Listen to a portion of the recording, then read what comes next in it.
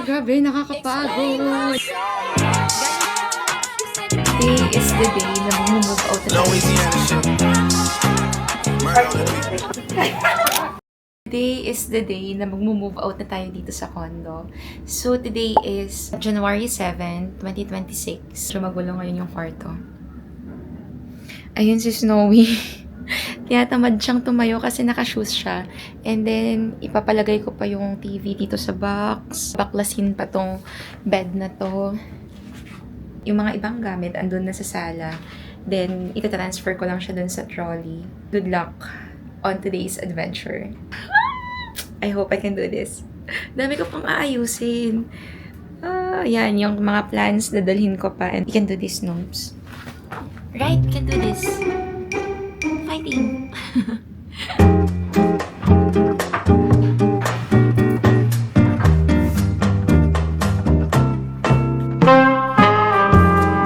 Snowy, come on, come on. Want some treats? So, I don't know what to feel right now.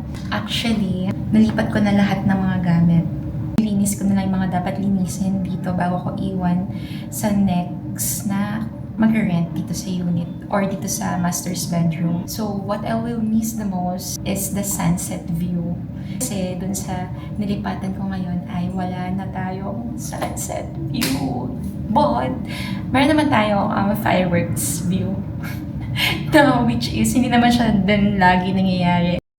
And this will be my last goodbye to this view. Hi, I'll miss this. Kasi kahit na hindi ako lumalabas ng weekend, okay lang kasi parang I can still get to see the sunset and may mga puno-puno din dyan. Well, anyways, at least sa unit na i-rent natin, hindi na common yung sala, hindi na din common yung kitchen.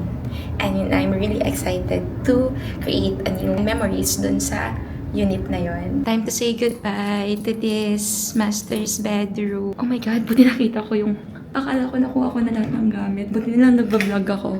Makakalimutan ko na sana to. Well, anyways, Snowy and I will gonna go na dun sa unit na yun. Yung unit ngayon, kung saan ako lilipat, super gulo niya kasi grabe, ang dami ko palang gamit. So, well, good luck na lang sa akin sa pag-ayos dun sa bagong unit. Let's go. Okay, guys. Now, I'm in my current unit. Okay. Actually, I don't know where to start. Katapos lang namin ilipat lahat ng gamit from my previous unit. Tapos, naka-6 na balik kami. Or 7 na balik. Grabe. Ang gulo. Anyways, this is my view. It's the Eastwood City. Ayan. Though I can still see the Rizal area. Bundok-bundok dyan. Ayan. Pero, eto guys. This is the current state ng unit. Magulo. At ako lang mag-isa. It's already 5 p.m. 5:30 I guess. At saka kakatapos lang. My gosh. Anyways. We can do this. Miss Snowy. Kanina super linis na to. But right now, di ko na alam kung paano ko siya aayusin. Let's go. Let's go, let's go. Need to work. I need to finish all of this. Feeling ko, medyo lumapit na ako sa kalahati.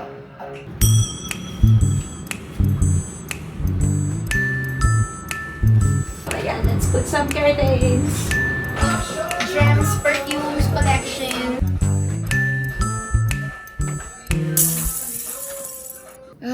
Grabe, nakakapagod. Alam niyo yung pinaka nakakapagod? Yung mag-ayos ng mga gamit ulit. Grabe, parang di ko alam kung saan ako mag-start. Pero, let's take a break. It's already 8 p.m. And nagpa-deliver na lang ako ng food. My comfort food stuff. Anyways, medyo wala pa naman ako sa kalahati. Hindi ko alam if hanggang anong oras ako matatapos today and if hanggang saan yung kaya ko. Pero my priority is yung mga damit, dapat malagay ko na lahat sa cabinet. Fighting. Yung alaga kong aso, knockout na siya. Buti pa siya. Pero my goal is by 10 p.m. dapat makapagpahinga na ako kasi baka mamaya bibigay yung katawan ko sa pagod. Somehow, I'm happy naman with the result. So, let's go.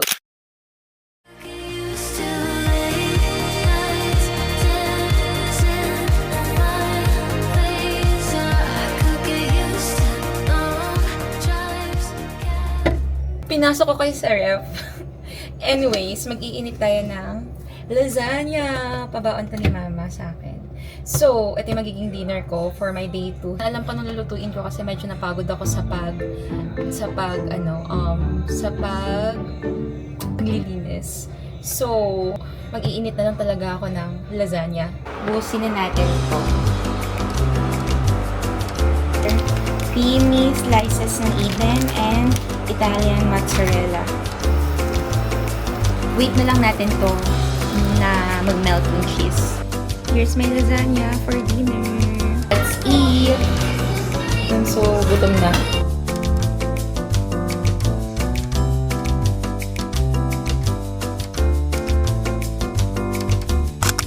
Okay guys, time check. It's already 7:21 p.m. Day 2.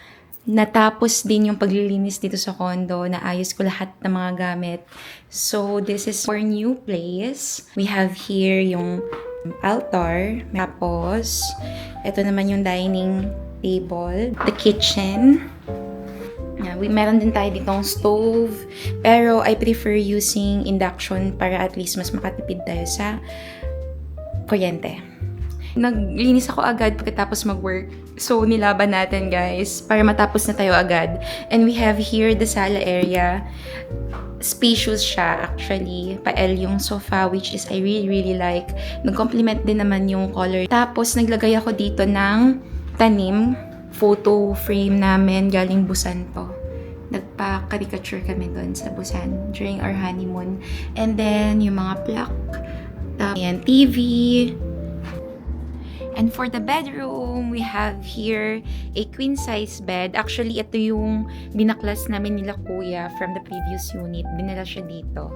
So, and ito na yung curtain na in-install ko kahapon. So, actually, tinakpan ko tong area na to. It's a cabinet kasi na may full-length mirror na super laki and bad luck daw. Matutulog ka, nakaharap ka sa salamin. Binili ko to by the way sa TikTok. Nasa 220 each. So, it's 6 pieces ng curtain. Really like yung cabinet kasi super laki niya. Ayan, 'di ba? Ang perfect. Ito yung full-length mirror na sinasabi ko. Etong bedside table, nabili ko lang to sa Eastwood community. They're posting items if mag-move out na sila. Got this for only 800 pesos, dalawa na. So, per 100 pesos each siya.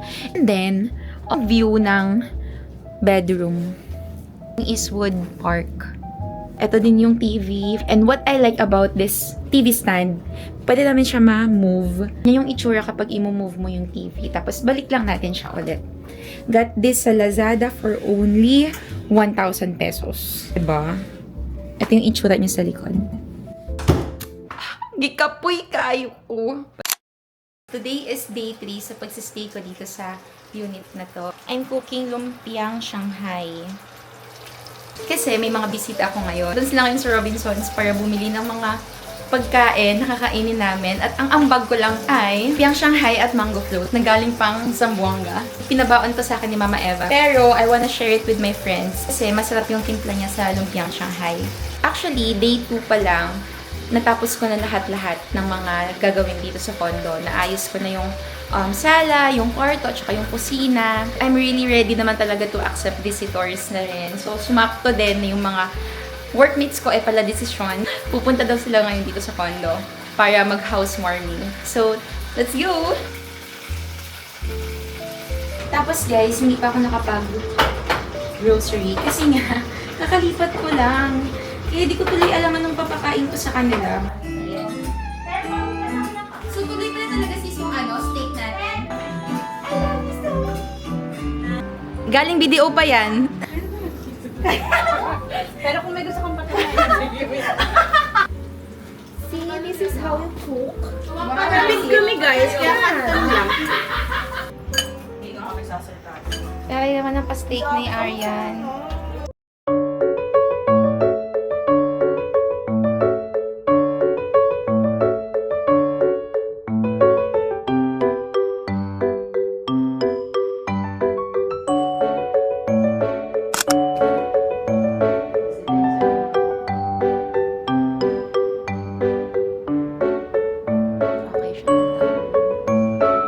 Hi guys! Pupunta tayo ngayon sa Nitori to buy something na pwedeng magamit or mailagay dito sa condo unit because I want a lamp.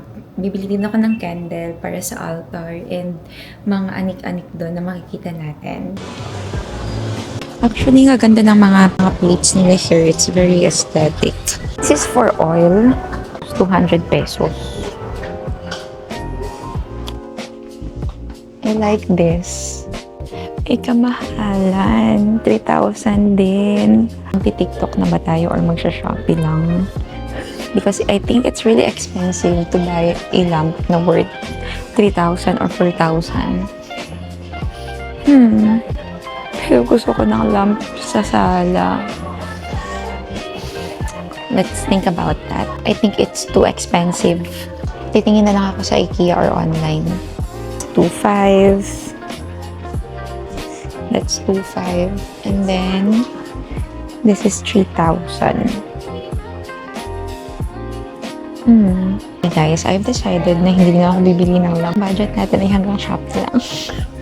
Actually, nag-check ako ngayon ng prices ng lamp sa Shopee. So, mag-Shopee na lang tayo. But, ang bibilihin ko na lang dito ay candles for the altar. 279, pero hindi siya scented candle. Which is fine, kasi I just need it for the altar lang naman. 48 pieces for 279.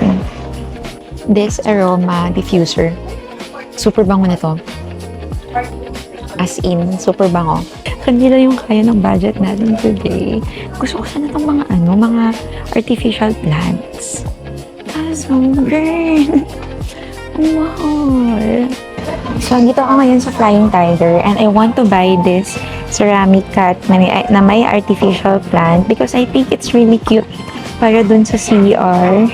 Para naman may touch of other color yung CR. It's giving. That's all for today and thank you for watching my video. See you on my next living journey here in Metro Manila. See ya!